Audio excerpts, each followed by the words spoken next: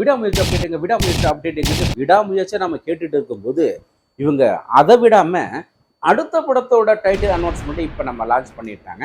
ஒருவேளை ஃபேக்காக இருக்கும் அப்படிங்கிற மாதிரி நான் நினச்சிட்டு தான் இருந்தேன். பட் இருந்தாலும் மூவி மேக்கர்ஸோட, அதாவது மைத்ரி மூவி மேக்கர்ஸோட அஃபிஷியல் பேஜ்லேருந்து இந்த போஸ்ட் வந்ததுனால இது 100% உண்மையான விஷயம் அப்படிங்கிறது அந்த முடிவுக்கு வந்து தான் ஆகணும். ஸோ இந்த படத்தோட டைட்டில் போஸ்டர் என்னவா இருக்குன்னு ஃபஸ்ட்டு நம்ம எல்லாருமே பார்த்துருவோம். ஆல்மோஸ்ட் எல்லாருமே பார்த்துருப்பீங்கன்னு நினைக்கிறேன். இங்கே பாருங்க, இதுதான் அந்த படத்தோட டைட்டில் போஸ்டர். அதாவது குட் பேட் அக்லி அப்படிங்கிற மாதிரி டைட்டில் வச்சிருக்கிறாங்க. ஸோ அஜித் குமார் தான் பண்ணுறாரு, அது ஆல்மோஸ்ட் தெரிஞ்சு போச்சு. யாருப்பா டைரக்ட் பண்ணுறேன்னா ஆதிக் ரவிச்சந்திரன். நம்ம இப்போ என்ன பண்ணாரு, ரீசெண்டாக பயங்கரமான ஒரு ஹிட்டு கொடுத்தாரு Mark Antony. Yes, Mark Antony வந்து மிகப்பெரிய ஒரு ஹிட், பிளாக் பஸ்டருங்கிறனால அப்படின்னு இல்லை, அடுத்த கதை நம்ம ஏகேக்கு சொல்லியிருப்பாரு. அது ஏகே ரொம்ப பிடிச்சி போயிருக்கும். சரி, அனௌன்ஸ் பண்ணுறியா பார்த்துக்கலாம் அப்படின்ட்டு ஒரு முடிவு பண்ணிட்டாங்க நினைக்கிறேன். ஸோ தேவிஸ்ரீ பிரசாத் அவர்கள் தான் பண்ணியிருக்கிறாரு. ஸோ இவர் வந்து பாட்டும் ஓரளவு ஹிட்டு கொடுத்துருவாரு. அதே நேரத்தில் பேக்ரவுண்டு மியூசிக்கில் வந்து இவர் அடிச்சிக்கவே முடியாது. அந்த அளவுக்கு ஒரு மாதம் தெறிக்க விட்டுருவார். அப்படிங்கிறதுல கொஞ்சம் கூட நமக்கு சந்தேகம் வேணாம். சரி, படத்தோட எப்போ ஸ்டார்ட் பண்ண போகிறீங்க அப்படின்னு ஒரு கேள்வி வரும் இல்லையா?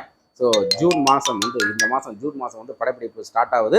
நெக்ஸ்ட் 2025 பொங்கலுக்கு இந்த படம் ரிலீஸ் ஆகுது அப்படிங்கிற மாதிரி இந்த போஸ்டரில் கொடுத்துட்டாங்க.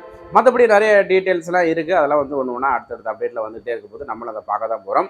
ஸோ அந்த பாஸ்டர் பார்த்துட்டு இல்லையா, ஓகே, இதை பற்றி விட்டுருவோம். ஸோ அந்த விடாமுயற்சி என்னாச்சு அப்படிங்கிறது மிகப்பெரிய ஒரு முயற்சியாகவே தான் இருந்துட்டு இருக்கு. நிறைய பேர் வந்து அந்த படத்தோட அப்டேட் உண்ணாது கொடுங்கன்ட்டு பயங்கர அங்கங்கே போராட்டம்லாம் பண்ணிட்டு இருந்தாங்க. பயங்கரமான ஒரு எதிர்ப்புலாம் தெரிவிச்சிருந்தாங்க. வரவங்கலாம் கேட்டுட்டு இருந்தாங்க. கடைசியில் எந்த ஒரு அப்டேட்டுமே விடாமையே அடுத்த படத்தோட அப்டேட்டே விட்டுட்டாங்க. ஓகே, எனிவே விடாமுயற்சி கண்டிப்பாக வரதான் போகுது. நம்மளை வந்து சந்தோஷப்படுத்த தான் போகிறாரு தலை அப்படிங்கிறதுல ஏகே எந்த விதமான டவுட் இல்லை. ஸோ இப்போ ஒரு போட்டி இல்லாத மாதிரி இருக்குது இல்லையா? ஸோ எம்ஜிஆர், சிவாஜி, கமலஹாசன், ரஜினிகாந்த் அப்படின்னு போயிட்டு இருக்கும்போது தலை அப்படின்னு ஒரு பெரிய ஒரு பட்டாளமே வந்து ரசிகர்கள் உருவாகிட்டு மிகப்பெரிய ஒரு மாசான ஒரு சினிமாவில் வந்து ஒரு யுத்தத்தை கிளப்பிட்டு இருந்தாங்க. இப்போ தளபதி வந்து பொலிட்டிஷியன் பக்கம் போயிட்டு நம்ம மக்களுக்காக சேவை செய்கிறதுக்காக இறங்கிட்டாரு. ஸோ தலை அப்படிங்கும்போது தலையை நிறைய டைம் சொல்லியிருக்கிறாங்க, விட்டுருங்க, எனக்கு வந்து இதெல்லாம் வேண்டாம், என்னுடைய பாயிண்ட் ஆஃப் வியூ வேறு அப்படின்ட்டு மாதிரி போயிட்டு இருந்தாங்க. பட் இருந்தாலும் இப்போ அவரோட இவ்வளோ மாதிரி உடல் வந்து நிறைய பிரச்சனைகள், நிறைய காம்ப்ளிகேட்டட் இருக்கும். அப்படி இருந்தாலும் விடாமுயற்சியோடு இருந்து அடுத்தடுத்த படம் கொடுத்துட்டு தன்னை ரசிக்க வந்த ரசிகர்களுக்கு நம்ம ஏதாவது பண்ணிகிட்டே இருக்கணும் அப்படிங்கிற ஒரு நல்ல எண்ணத்தோடு அடுத்தடுத்த படம் பண்ணுறாரு இல்லையா?